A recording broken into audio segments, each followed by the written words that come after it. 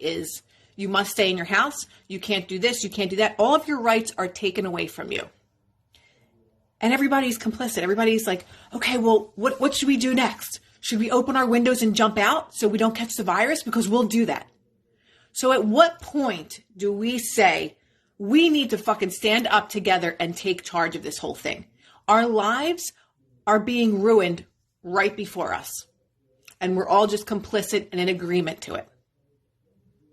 I don't think I'll ever see another event like this in my life. I can only hope that I don't. But the fact that we are also complicit is very scary. The fact that people are afraid to be near other human beings is I don't even actually have a word to describe that. You go into the food store and everybody is looking around at each other and moving away from each other. So because our government tells us this boogeyman out there is going to get you if you are close to another human being, that we all go along with this. So then when our government also tells us that this boogeyman is gone, then we can go back to our normal lives. We could sit next to people. We could shake hands. We can hug. What kind of sheep shit is this that we are all allowing to happen? I'm not saying people don't get sick from this or are not getting sick from this. That's not what I'm saying. But I'm saying, where the fuck are all of you when people by the hundreds of thousands are dying per flu season? Do you walk out of your house with a mask wrapped around your face? Do you walk around your house, out of your house, fearing for your life?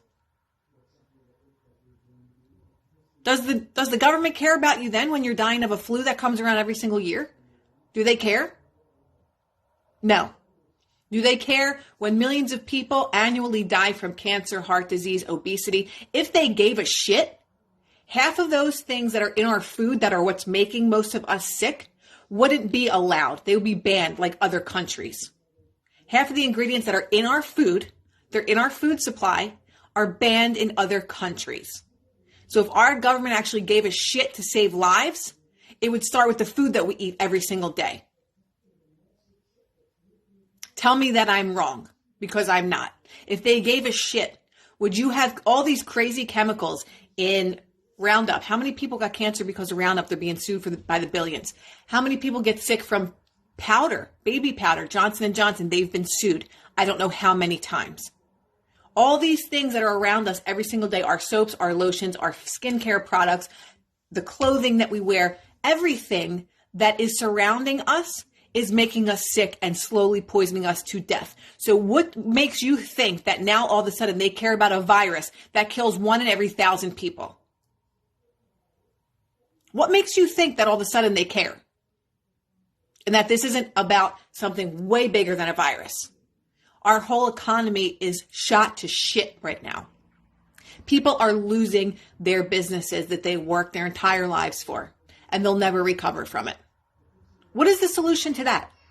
So you're going to tell me that because we can't even believe whatever the death toll is. We don't even know, because they're lying to us and they're falsifying death records, death certificates. So we don't even know how many people are really dying from this, but it does not warrant shutting down the entire world. So at what point do we say, we're not doing this anymore?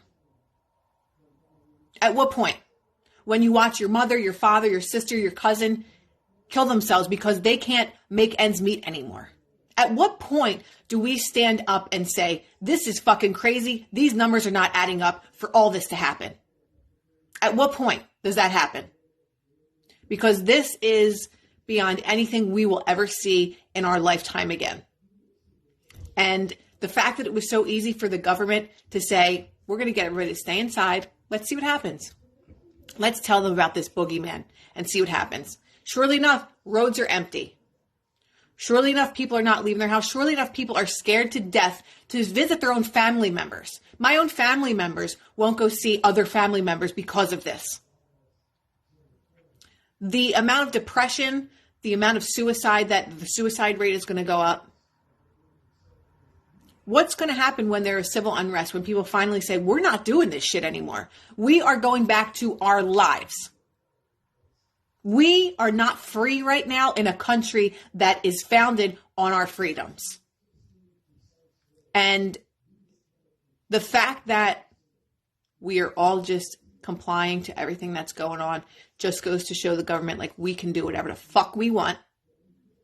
And they're not even going to rebel. So they want to extend this. Oh, well, just to the end of April. Then it's going to be middle May. Then it's going to be, oh, we have to go to mid-June. Then it's going to be the whole summer. And then what? We just sit in here and rot away? Is that what we do? Is that who we are? People that don't fight back? Where are all of the patriots that are in the Q movement and that are fighting all the time for this? I hope that there is a time very soon that people are saying, we are not doing this shit anymore. And it's funny because some people have been messaging me and saying like, oh, you know, you're a political activist. And it's just like, if you look at the rest of my page, it's not dedicated to that.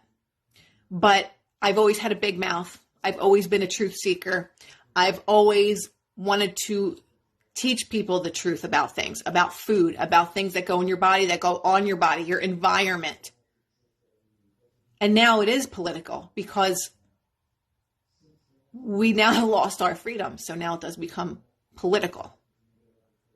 And we also know that a big chunk of this is to take down Trump because they tried everything else to take him down and nothing else worked. And now this is at our own expense to ruin the economy for some fucking election. This will probably be the worst thing that we ever see to our country as a whole. Not as individuals, but as a whole. Because they're rolling out tanks in some of these major cities. What then? You're telling me that they're rolling out tanks so that they can give us food? Like, we're basically receiving welfare checks from the government. And they're telling us how we can live. You can have this amount of money so that you're not going to be able to pay your bills, but so maybe you can survive at that. You have to wait in line outside of a fucking food store to go in because of this boogeyman virus that's going to get everybody. We need to wake up, and we need to wake up now.